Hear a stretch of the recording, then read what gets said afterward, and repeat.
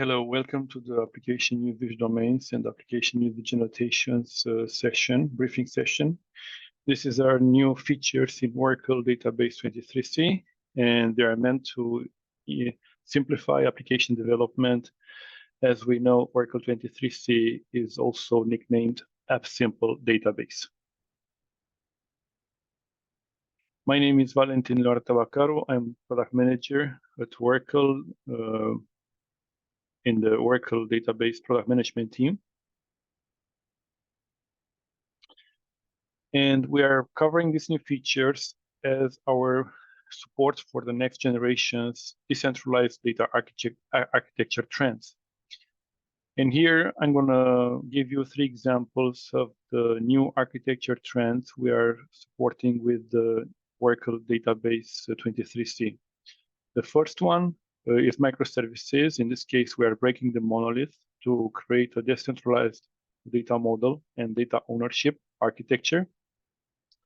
So each microservice will have its own private schema and tables, which are also called data domains. And we need to make sure that the dependencies between the components in this kind of architecture are at the lowest level. So we need to see that those services, microservices, are loosely coupled with clearly defined boundaries. The second trend is the sharded databases. The sharded database is a horizontally partitioned database across multiple data installations and database configurations. They are also, if you want to call them, distributed segments of data across many shards. So a shard is one partition, and it is provided by one single database installation, which is completely isolated from the other database installations. They can be deployed over multi-cloud environments. And the applications will see the sharded database as one single logical database. So all the shards are managed collectively, and the application will see all those shards, all those independent databases as one single database. Data mesh is the third architecture. This is also a distributed architecture for data management. And in this architecture, we have a federated data ownership, and we have data domains and data owners. We think about the data as a product in a federated data mesh.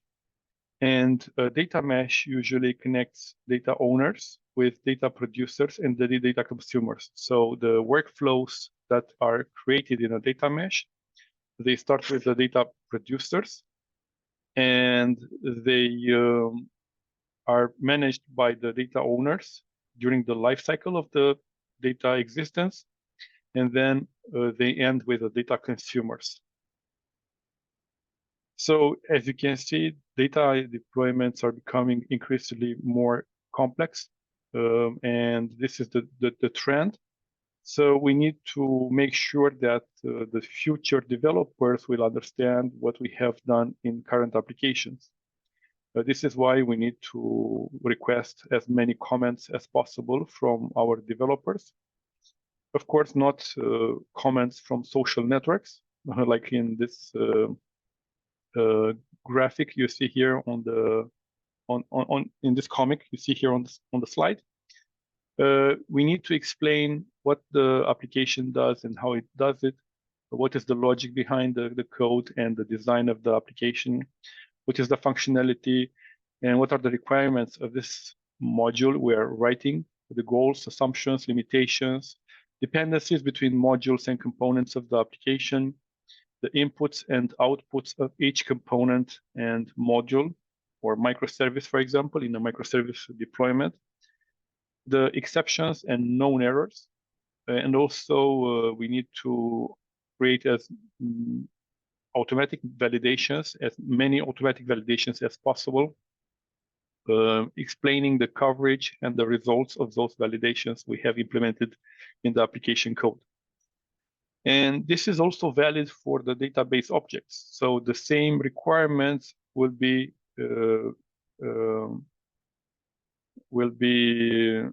apply for the database objects, because database deployments as the applications are becoming more and more complex, and you have seen the trends and the new architectures. So for the data and metadata, we have like different challenges, what we are supposed to document and explain and share with the developers from the application level, and communicate from the application to the database and from the database to the application. For example, we need to have consistency in how records are stored. We need to make sure that the data types we use at the application code are consistent with the data types we use at the database level. For example, for the same record, let's say, take an address, for example, a location address. We can use JSON documents or varchar relational data, or you can create a user-defined type, which will, of course, increase the labor of the work of the DBAs. But you have multiple types available, data types available on how to store those records, and this has to be consistent. We have currently limited understanding from the database side on how data is used in the application at the application level, and this can create divergence between the database metadata and the application context. And this can also have impact on the data types we use in the application code and the data types we use at the database level. We may end up locked on single-purpose database systems, because if we do not explain what the requirements are for the application from the database point of view, the engineers and the application administrators won't be able to migrate the application to different database systems. So we'll end up locked on a single database system. Or we can also have integration issues in case the application will have to integrate with different modules or different applications working on different database systems. We won't know how to integrate those applications and those modules between different database systems. We will need, and this is also very important for the productivity of the developers, to have additional properties about the metadata, so they can render the best interfaces for the user interaction, and they can optimize the application logic at the best. If our developers don't have enough information from the database about the properties and the metadata that data has at the database level, they will create their own repositories where they will store some information about the data they are using. And this is an issue because it increases the complexity. So it will create more and more divergence across applications, modules, and microservices, because they will speak a different language. And these properties, they require, and they need to be documented in the application deployment. They have to be available for all database objects, not for just a few objects. For example, in some databases, you can have some information about the tables or the views, but other objects are not documented, and you cannot have any metadata description about other objects. So the challenge is to have information and metadata for all objects. Developers can benefit a lot from the application usage properties, as I was saying, because they can use this information to enhance the graphical user interface, the user experience with the application, and also they can optimize the logic behind the application, the logical layer of the application. For example, they can have a display label about the information regarding what the column means. Instead of just a column name, they can have a description of what is exactly represents that column. For example, you have a column name like employee salary, but you don't know if it's a gross annual salary, if it's a net monthly salary. You have no idea what exactly means, and you don't know how to display it in the application user interface in the dialogues. The grouping of different fields in forms and reports, for example, like addresses, you can have multiple fields connected to the same record, like an address having a street number, a street name, a city, and a zip code.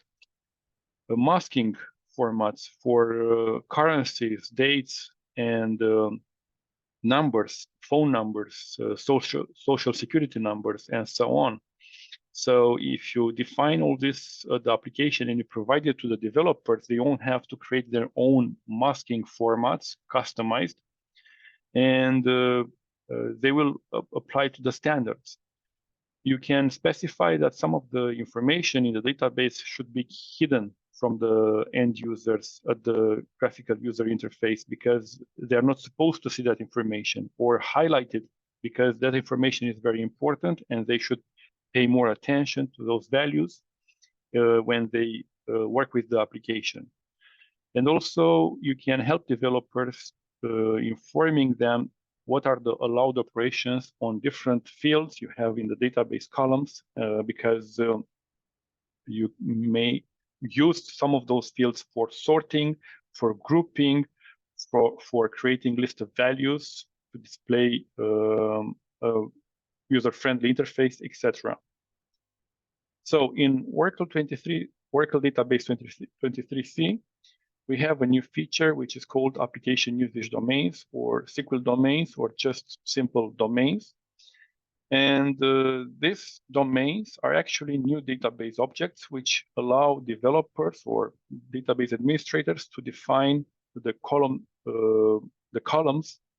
of the data we are supposed to use in the applications at the database level. And those column definitions will be used to create the new tables for the application. In those column definitions, we have multiple processing and validation techniques available. We can validate data against some certain templates or even against JSON format, for example. We can create strict or flexible, based on variables and conditions, column definitions, which will be used to standardize the data types we use at the database to store the data, and at the application level to process the data in our application programming language. And Oracle implementation of these SQL standards goes beyond the current standard we have adopted for our database. So these domains or column definitions will be available to create records, standard records, across the entire application deployment and across the entire database configuration. Like, for example, email addresses, national social security numbers, zip codes, addresses, and so on. Let's have an example here with an email address. An email address can be stored in different formats and different ways, and can be also processed in different ways in different data types at the application level. So we can create a standard format and data type for the email address, which will be used across the entire database and all the applications working on this database. So we can create a domain. A domain will specify a data type, which will be used at the database level to store the record, but also will specify if a value will be used by default in case the value in the field is null in the application form. it will use constraints to verify the format and the template, the corresponding the value of the record we are trying to save into the database. In this case, we are using regular expressions, and here you can see that we are checking that the record has a certain format and a certain value. And then we can use the display to mask some of the fields in the email address format, like the username and the length of the username, leaving just a predefined string instead of it, and just the last part of the email address, which is the company domain and the visible for the end user to be able to see.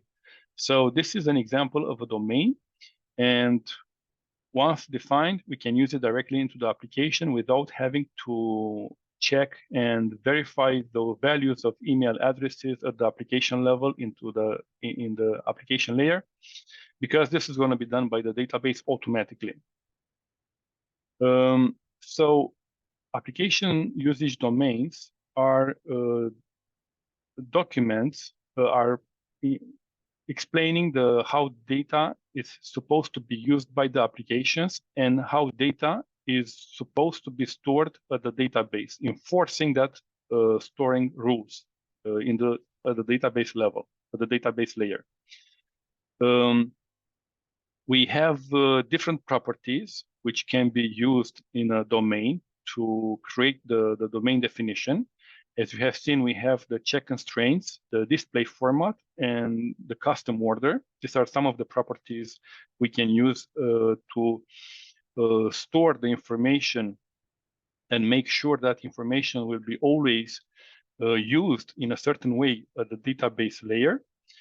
And then we have metadata that can be leveraged by the application developer in order to develop the application easily, be more productive, and do not require to create custom code, to write custom code in order to perform some of the basic functions to process the data, like masking the data. In case we have sensitive data, you can mask it directly from the database level. Formatting the data, for example, phone numbers or currency values or dates, they can be formatted directly by the database and provided to the application in that specified format. So the application doesn't have to implement that formatting in the application code. And display metadata, which will be used in order to specify how a column from the database is supposed to be shown in the application graphical user interface. So the applications will completely understand what data they have in the database, and they will use it pre-formatted, pre-masked, and everything pre-processed.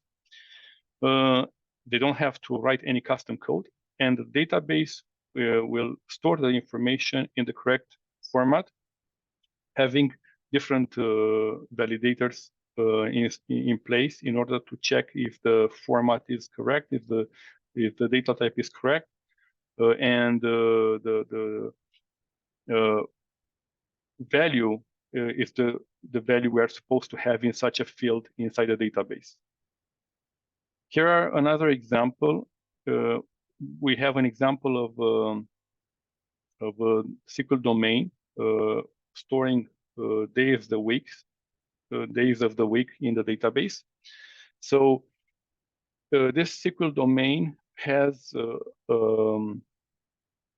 3-character data type to store the information in the database.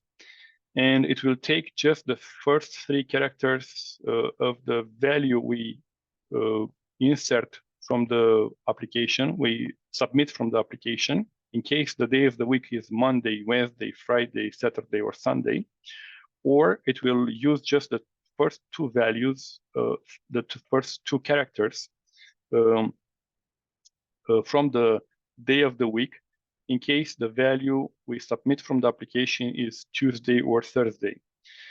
It has a collate to compare a collate property, which is used to compare the characters in the values. In this case, we are comparing between, let's say, collate is very useful in some of the languages, not in, let's say, it's not, it can be used also in English, but some of the languages with accents, for example, it is very useful to compare the characters between the same character with an accent and without an accent. So in this case, we are using a case insensitive comparison and accent sensitive. So in case we have a language with accents, the values with accents are going to be treated as different from the characters without accents. And for the ordering, to order the information, and when we use it in the application, we have the order clause. This is the property that will be used to specify the order of the values. In this case, we have a customized ordering based on a number we assign to each one of the days of the week. So we start with 0 for Monday, and we end with 6 for Sunday. So this number will be used to order the values we store, in this case, for this records, instead of the alphabetical order, which is by default the default order for this kind of values, for string values in the database. So you have to consider 3 aspects when you use SQL domains to define columns for tables in Oracle Database 23c. The first aspect is that the domains you are going to declare or create for the table columns will have a data type, and they can be used to replace the data type of the column completely, or to add properties to the column, and will leave the data type of the column in place without altering, without changing the data type. So they will not be used to define the data type of the column.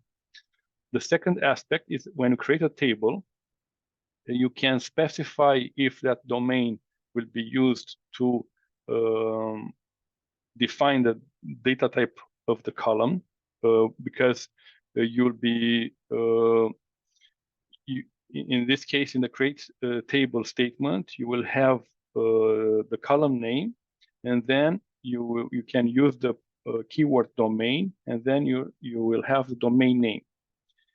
So in this case, the data type you have created, you have specified when you created the domain, will be used to create the column of the table. If you create the table with a column name and then a data type for the column, and then you have domain and the domain name, in this case, the column will have its own data type and will take only the properties from the domain you have specified after the domain keyword. The domain keyword, in case you don't have a data type for the column, it is optional. And this is when you use the domain data type to specify the column data type. And if you use the data type which is specific for the column, and then you specify domain and the domain name, in this case, the data type of the column you are specifying for the column must be compatible with the data type you have specified in the creation of the domain. And if the domain is a strict domain, if you define a domain as strict, then not just the data type, but also the precision of the data type has to be exactly the same and match the precision of the column data type you specify. Once you define columns with domains, using the properties of the domains, you can use also the functions the SQL functions available with the application usage domains in order to increase productivity and to enhance the capabilities of the application, writing the SQL code more easily with these functions. You have functions to retrieve the domain name, to return the domain display expression, to use the domain order using the ordering you have defined in the domain expression, and also to check the domain constraints for a specific value, in order to store it into the database in a column. So in total, there are 7 properties that define a domain. There are 7 specifications that you define when you create a domain. The first one is the data type. This is the only one which is mandatory. Second one is the default value. This value will be used in case the value submitted from the application is a null, and you want to store a default value instead of a null in that table. The third specification is the collation. The collation is the specification we use to compare different values. This is for string and for varchar and char data types, to compare characters with accents and with the capitals and smaller cases, upper cases and smaller cases. So the collation will specify in which order and how those characters will be treated when you compare different values. Then you have constraints. You have the check constraints to apply conditions to the values that can be inserted in certain tables, in certain columns. And then you have the display definition. This display will be used to print or to render the value you have in a table in a certain way in the application, without having to write that code to convert that value in the application code and retrieve it directly from the database with the display formatting applied. And then we have ordering. The ordering expression will give you the order of the values when you retrieve the values from the database by default. So as you have seen in the weeks of the days, we don't have, by default, the database will return strings in ordered alphabetically. But you can have a custom order, and you can specify what order do you want those values to have when they are retrieved from the database. And the last value is the annotations. This is an additional metadata you can add to your records in Oracle Database 23c in order to make developers' life simpler and more productive. And I will explain what annotations are in the next slides. So application usage annotations are properties for the database schema objects, which are lightweight and declarative, and they are stored directly in the database in dictionary tables. And they are available to any applications, but they are not interpreted in any way by the database. So they are not processed by the database in any way. They will not add any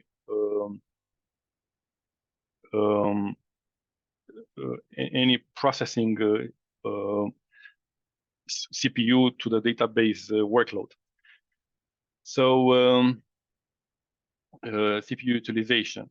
So this is just a markup language, let's say, in order to give you or give the developers more information about the database objects.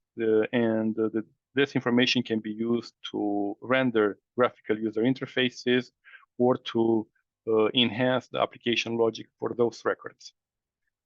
So to understand the best way is to give you some examples.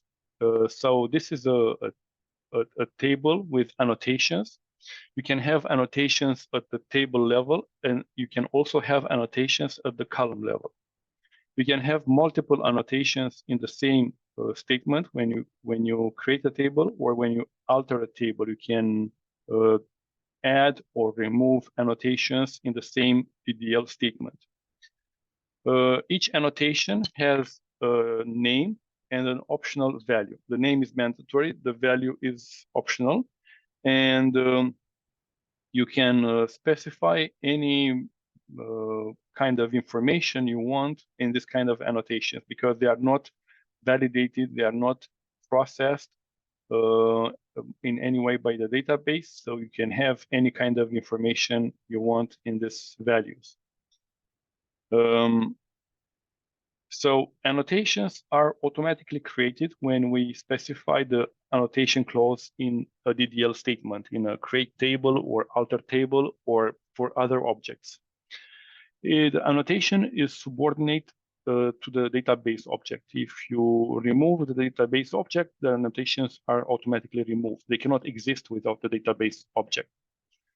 They are additive, so you can add more annotations to the same object when you wish, and you can remove those annotations if they are not useful anymore or they are not used anymore by the developers. And you can add more at any time. You can add multiple annotations at once in one single DDL statement. So you don't need multiple DDL to add or drop one or multiple annotations at once.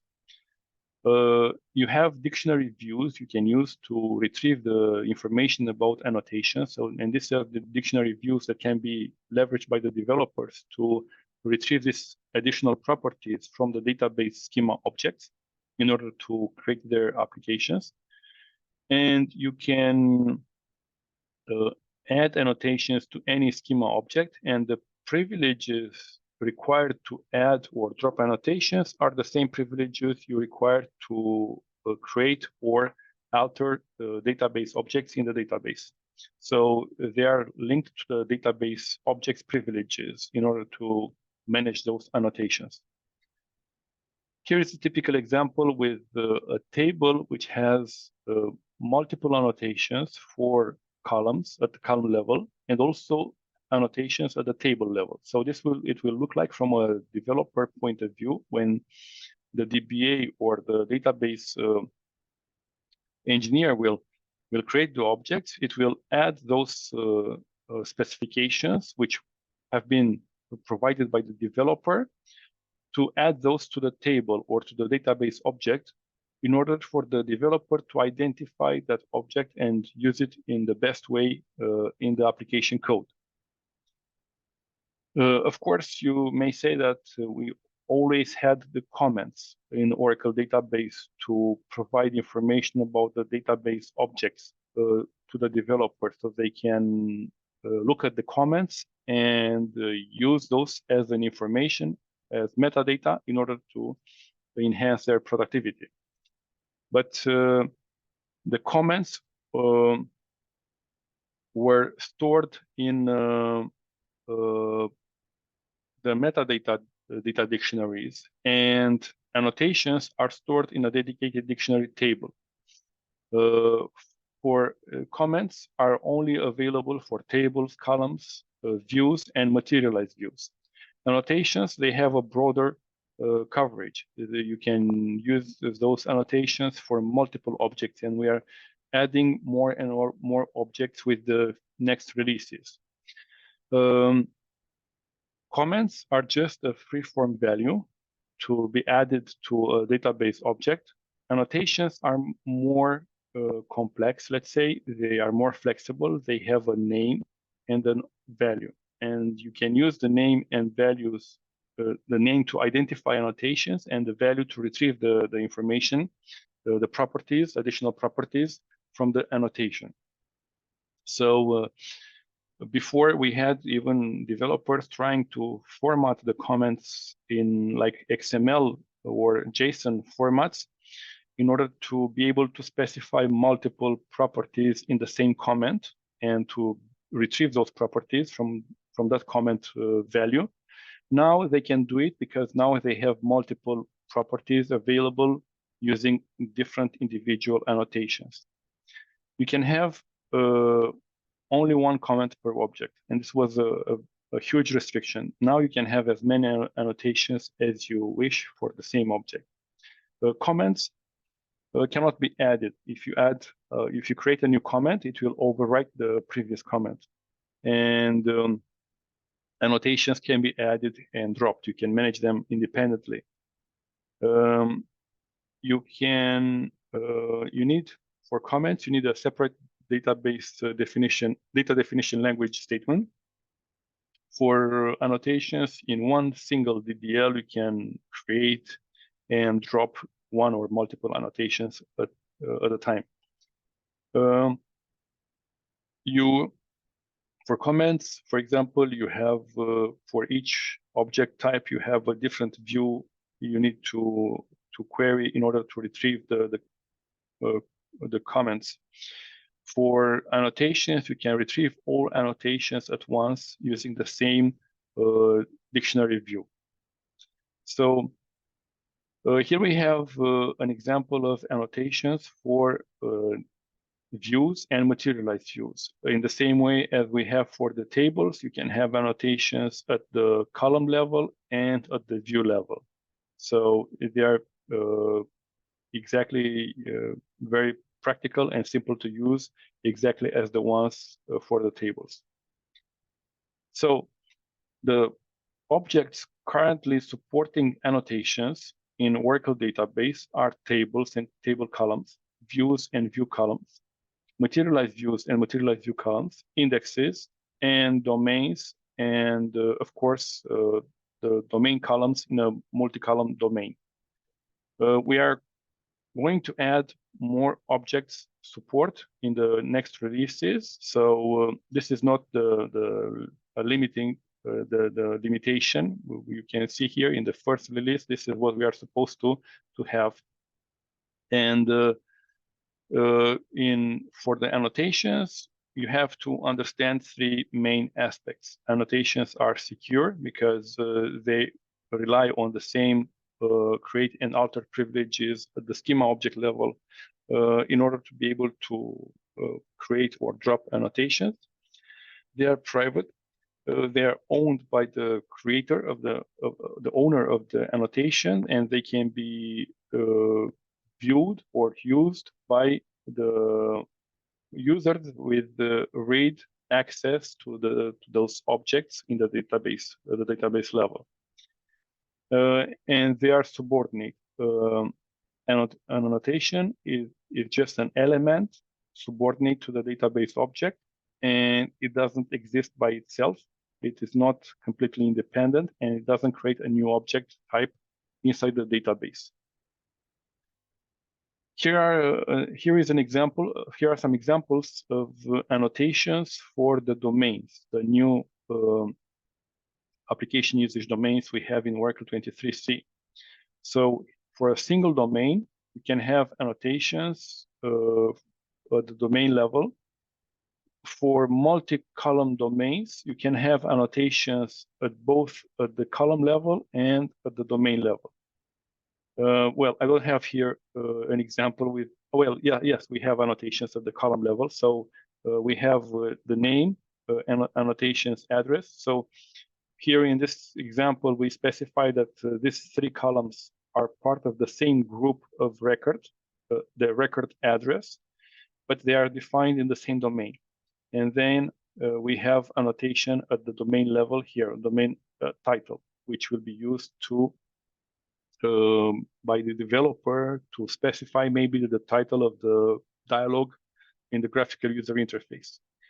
So you can have the same flexibility as for other objects in order to annotate the domains and specify this information to the developer so they can use it when they create the application. For both SQL domains and SQL annotations, there are no application changes required. So you can have the current applications running on Oracle 23c using benefiting from these new features without any changes. You don't have to change anything in the applications in order to use these new features in Oracle 23c. And let's see what dictionaries views we have available to read the information about the domains. We have the 3 layers of access at the dictionary views level. We have the all level, which will give you the records or the information about everything which is accessible to the current user. We have the DBA level, which will give you the information at the database level for all domains in the database. And user level, which will give you the information about the domains owned by the current user. So we can read the domains, the domain columns, and the domain constraints. For the annotations, we have a sys table, a dictionary table, which will store the information regarding annotations at the database level in the sys schema. This is the annotations usage $. And this is where the annotation information is stored in the database. And then we have the views at the 3 levels, at the DBA level for the entire database, at the user level for the annotations owned by the current user, and the all level, which are the annotations accessible to the current user. So we have the information about the annotations definitions and the annotations usage. So to which specific objects they apply. For the domains, we have some specific privileges. For the domains, we have the create domain privilege, the create any domain privilege, alter any domain, drop any domain, and execute any domain. So in order to use domains, a developer will need this privilege, or you can grant a resource or DB developer role, which is a new role in Oracle 23c, in order for the developer to use the domains.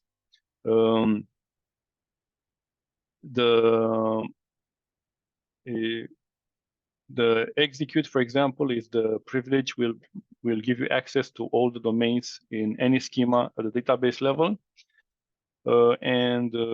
This is in just to use the domains. To execute is to reference the domains in order to create tables. For annotations, we do not need specific privileges because they take the privileges of the database objects to which those annotations apply. Now let's see a short demo for this 3 new features. Now we will create a table, and this is the typical example of a table with annotations at the column level and at the table level. So here you can see the first column ID has 3 annotations. The second one has 2 annotations, and the third one has 2 annotations. And we also have 1 annotation at the table level.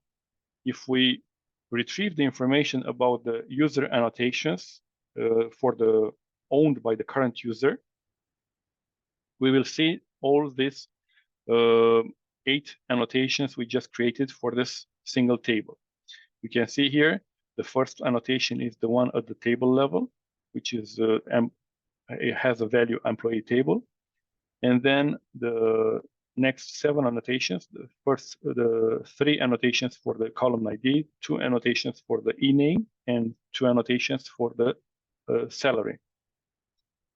Now let's alter this table and modify the annotations we have for the columns in order to see how they change in the information which is provided to the developers.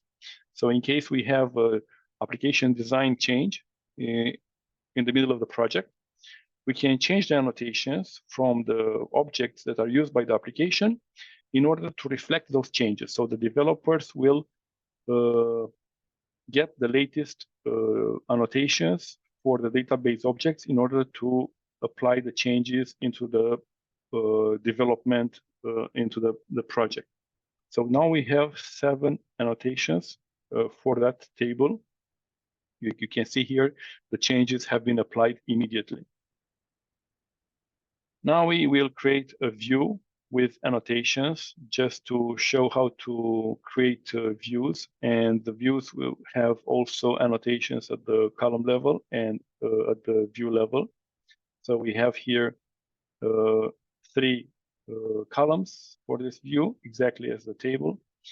And we have 3 annotations for the first column, 2 for the second, and 1 for the last column in the view.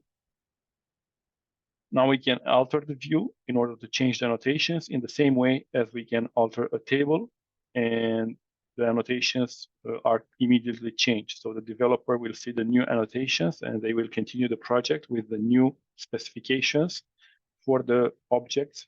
These are additional properties for the database objects in order to enhance or to use the data from the database into the application code. Here we can see this is the end result. We have 7 annotations in total. We have 1 annotation at the view level, 3 for the first column, 2 annotations for the second column, and 1 annotation for the last column. And you can see here also the change from the title, which was previously created for the view. Now we have an identity, and this is just one annotation with just a name without a value. Now we can create a materialized view. The materialized view annotations are exactly the same as the view annotations and the column annotations. So these additional properties can be used by the developers to create the application, to render the interface, to apply these properties to the application logic, for example. So now we can alter the materialized views in the same way and change the annotations in case the project is changing. We can create also indexes with annotations, and we can have an index with annotations so the developers know what exactly this index is supposed to be used for. And we can alter the annotations at the index level exactly in the same way as we can do it for tables, views, and materialized views. Now we will create a domain, an application usage domain with annotations. So this is the example with the year of birth, which will use a check constraint to validate that the year of birth is an integer value without digits, and it is greater than 1900. And for the display, let's say this is a mobile application, we want to separate the digits in the year of birth. We will use the 19 dash and 20 dash in front of the year of birth, and then we will use just the last 2 digits after that to display the value in our mobile application.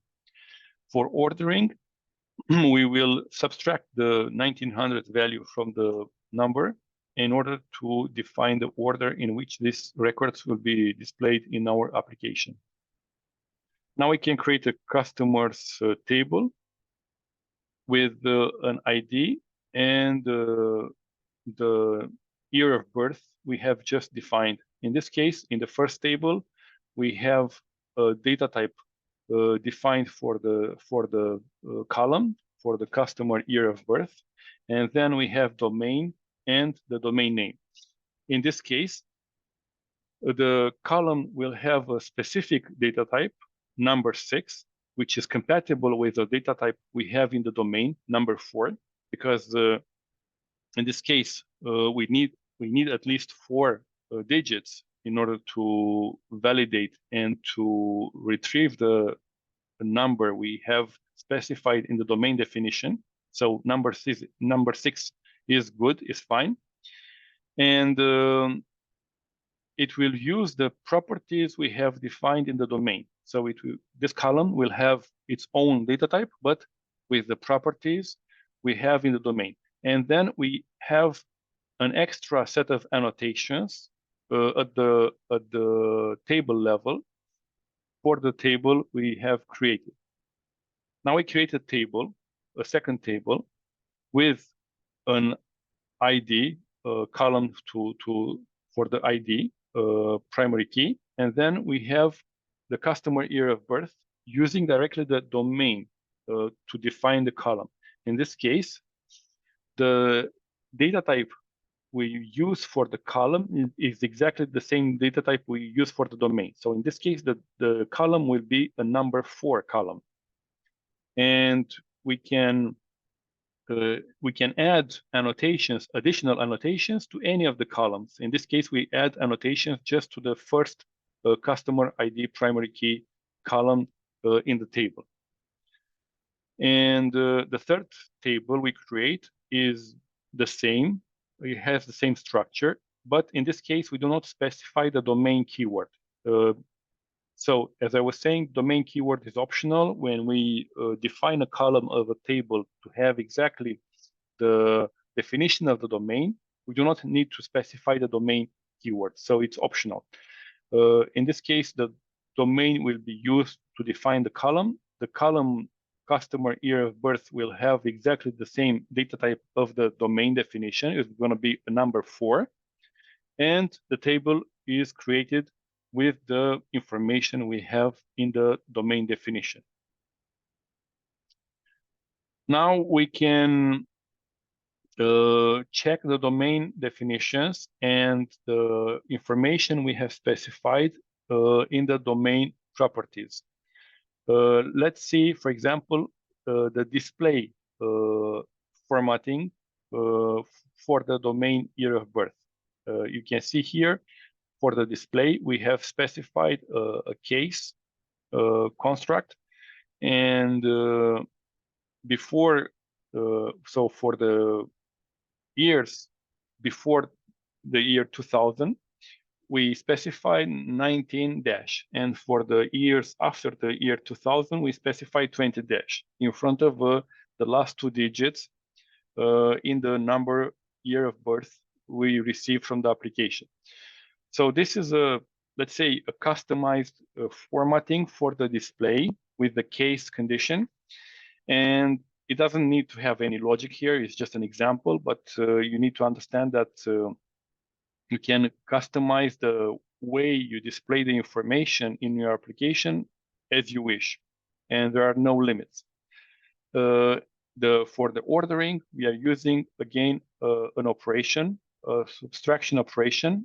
We remove 1900 from the value we have in the year of birth we receive from the application, and this is the number we will use to order the values in the records in the database. Now we select the column name, data type, and the information regarding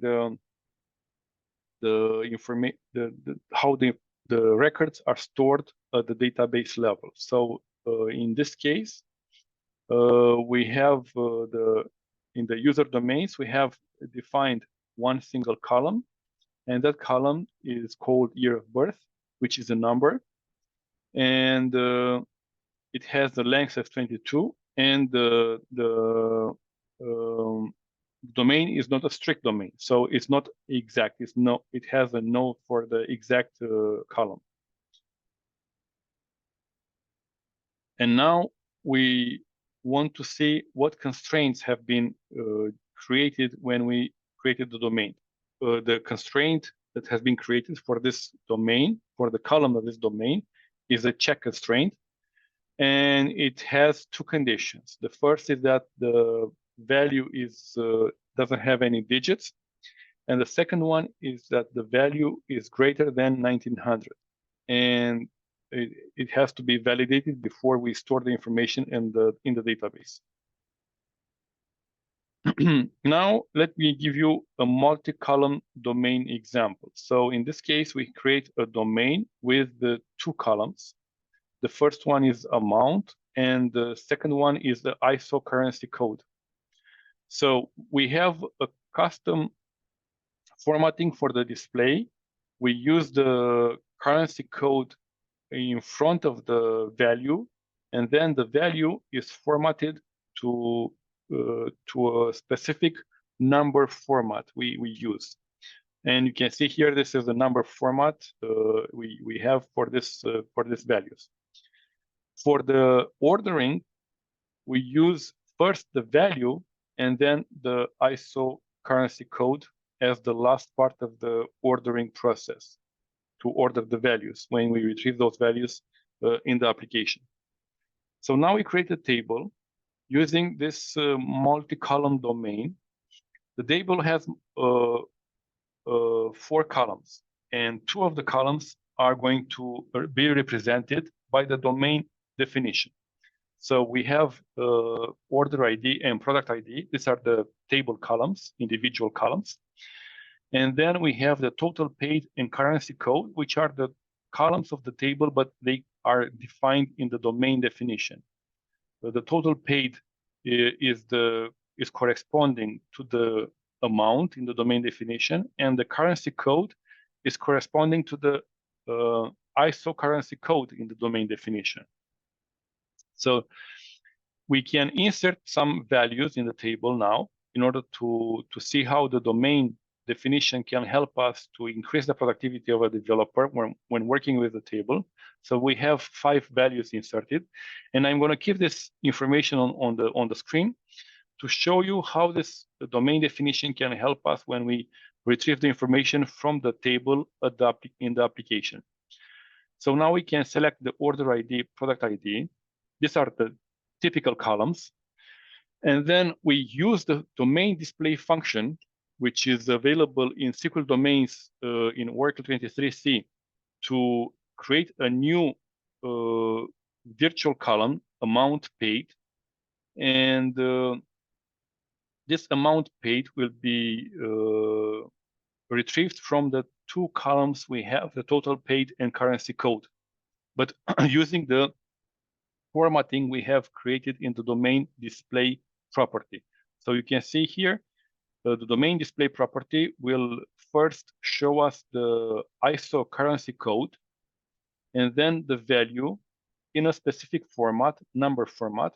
And even for the values where we don't have any digits, or they are not being formatted with the comma between the after every 3 digits for the thousands, we apply that custom number format in order to display the values. So you can use this information directly into the application without having to specify this in the application code. You don't have to process the data from the database in the application code in order to obtain the custom display format. And also for the ordering, we have a specific ordering. The first order which is considered is the total paid value in the total paid column, and then the currency code value.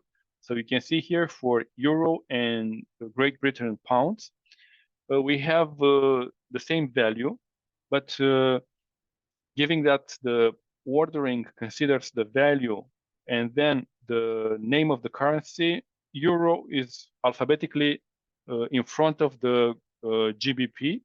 So that's why you see the Euro value first, and then the second one is going to be the GBP value, the pounds value, the second one. Here is a flexible domain. So a flexible domain can be based on multiple domains. You have to create those domains before you define the flexible domain. In this case, let's say we have created already some domains, multi-column domains, and the domains we have created are the flight details, meals details, and lodging details. So these are domains we have created with multiple columns. And then when we receive a value, when we have a value in the application which has also multiple columns, we can apply different domains to those values depending on the values or on some of the values we have in each record. For example, we will decode the type. This is the one of the column we decode in the record. The type is a varchar 10, and if the type is a flight, it has the flight value, then the record will be considered to be part of the flight details domain. If the type record, part of the record field, let's say type is a field in the record, has the value of meals, we will consider the record to be part of the meals details domain. So we assign a domain to the records depending on one of the fields we have in the record. And the domain, the flexible domain, is based on traditional domains that have been created before, and we apply those domains in order for the record depending on a value of one of the fields. So in this case, we use a value of one of the fields to decode, and then we apply different domains to those records. So you can have multiple ways of deciding which domain to apply to a flexible domain. You can have the decode, like in the previous example, or you can have a case when condition based. And in this case, you can have multiple whens. And for example, if the field type is between A and G, then it's a flight details domain. If the type is equal to meals, then you have a meals details domain. If the type contains log at the beginning of the field, you use the like comparison, then it's a logging details domain. So there are multiple ways of deciding which domain to apply into a flexible domain definition based on one of the fields you have in the records you insert from the application. We even have domains that can be used for JSON documents, and you can have here a form which has a document value. We will insert document values JSON in a JSON format, and those documents have like a template. You can specify here the fields which are in the document and the allowed fields for the document, and you can have a customized JSON format. This is a very simple document, let's say a very simple example. But pay attention to one of the conditions we have in this domain definition, which specifies that the required fields in this document are the social security number, wages, and federal income tax withheld. So these are the required fields. The domain is a flexible, is a semi structured database data information in a JSON format. You can have any of the fields you see here in this document when you submit the information to the database, but you must have 3 fields which are required: social security number, wages, and federal income tax withheld. So when we create a table using a JSON column defined by the domain definition we just created on the previous screen, and we want to insert a report, which is a JSON document in that table into the JSON income JSON column, we must have those 3 fields: wages, social security number, and federal income tax withheld. These are the minimum fields we need in this document. If we don't specify those fields, which are the required ones, then we get an error. Also, we will get an error if the fields we specify in the document we are trying to submit into that column do not correspond to the fields we have in the structure of the JSON document we have seen in the previous screen when we defined the domain. So if we have totally different fields, we will have an error. We will receive an error from the application. Anyways, for more information, you can have the documentation links here on this screen. You can check the database development guide and the SQL language reference for domains and for the annotations. And there are also blogs which explain in detail how domains and annotations work with multiple examples, more than just the simple examples I was able to give you as a demonstration here.